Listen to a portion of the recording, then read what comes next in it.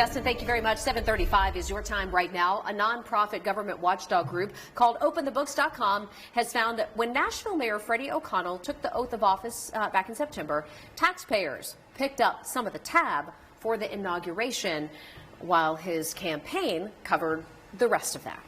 We're joined right now live this Friday morning with Rachel O'Brien to break down some of those findings. And Rachel, we do want to ask you first to kind of compare the prices for how much did Mayor O'Connell's campaign pay, and then how much did Metro Nashville cover? Yeah, so according to Metro Nashville spending records for the inauguration that they gave us, taxpayers only paid for about $6,300 worth of the cost. Most of that was for the Parks Department staff to work overtime. The event was at Public Square Park, and so they were working there. There was some janitorial and maintenance costs, some video and photo expenses, and there was a sign language interpreter. Now, the mayor's campaign paid about $23,000 for things like catering, souvenirs, flowers, party rental for a tent, things like that, other equipment rental. I say appears because while we looked at his campaign spending disclosure and it lists these items, it's unclear whether it was for the inauguration. His spokesperson would not answer our questions to confirm if the spending was indeed for the inauguration, but it looks like it, about 23. Rachel, let's get some perspective here.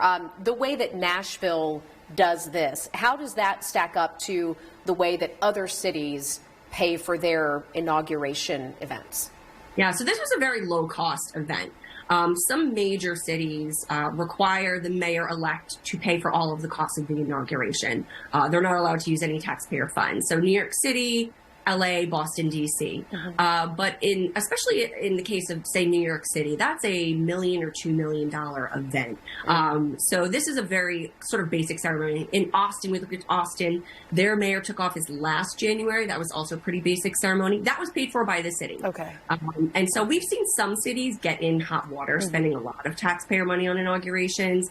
New Orleans back in 2014 was a big deal. The mayor and city council spent over $100,000 in taxpayer funds for the inauguration. So while Nashville taxpayers did pay a bit here, it was very little. It was a lot less than we have seen in other places. All right, Rachel O'Brien with OpenTheBooks.com. Thank you for joining us this Friday.